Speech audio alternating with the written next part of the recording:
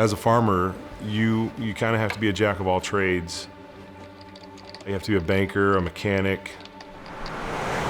You know, you have to be a good business manager. Hello. Hey, good morning, Hans. How are we doing today? Zilla should be done with Highland there. You know, you're feeding people, you're feeding America, feeding the world. We have to do a lot of things right in order to make that happen, and it's getting harder and harder to do that these days.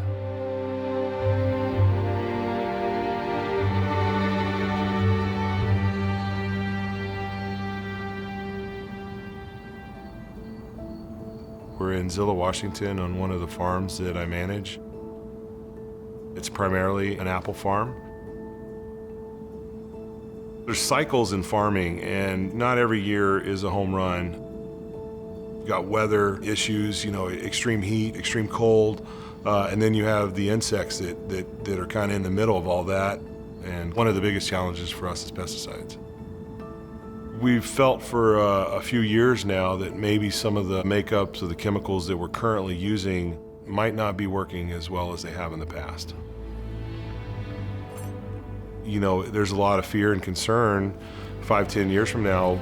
How are we going to fight the pests that we've been fighting? How are we going to bring a crop to market that doesn't have a bunch of stings and a bunch of issues? When you're trying to grow more with fewer and fewer tools, something just has to give. How's the season going? It's going okay. We've been battling the heat quite a bit. We're really concerned about size on the fruit, so when we look at this, we're looking for 88s, 80, 72s. If you have too high a percentage of stings, of damage in your apples when you take them to the packer, they will be outright rejected. So as Keith would say, he just needs more weapons. As existing solutions were pulled from the market or restricted in their use, he just didn't have the weapons that he needed to be able to control his insects.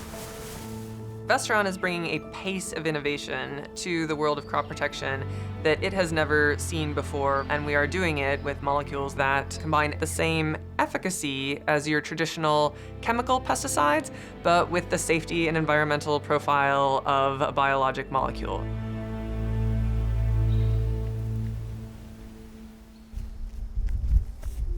My name's Bob Kennedy. I'm the Chief Scientific Officer at Vestaron. I enjoy running the mental component of it. I'm not the fastest runner, but I am persistent. And maybe that's a little bit like what Vestaron is. It took this team probably about a decade to solve the problems that would bring this first product to the market. We had a very small team, dedicated and focused, and through persistence, finally solved the gating problems to commercializing this new class of products that we think will transform agriculture.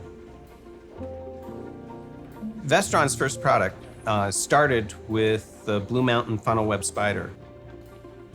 What we do is we take that natural product, that peptide that's been isolated from the venom of that spider, and we modify it so that it can be used as a commercial crop protection insecticide. And so we started from that single point, that peptide, and we engineered a product that we could manufacture, that we could get into insects, that was not toxic to humans, birds, fish, vertebrates, but was really quite effective against a wide variety of insects.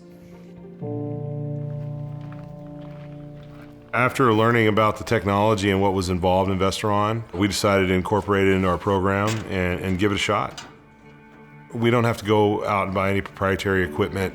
We're using everything that we've already been using. There's no new capital cost, so that's easy to adapt. Once you spray and you go tour the field and you're looking for issues with pests, when you get out there and you're not finding any of those problems, it gives you hope for tomorrow and the fact that you might be able to win the battle on the farm. I think we are at the forefront of a revolution in agriculture that is going to allow this industry to continue to meet the growing needs that we have for food, while also being much softer on the environment and safer for pollinators and workers and consumers. We feel fortunate to be able to carry on that tradition of farming in the valley. It's a great responsibility, and I want my children and grandchildren to be able to farm if they choose to. If it's not them, I want it to be there for somebody else. I want to create that opportunity for future generations.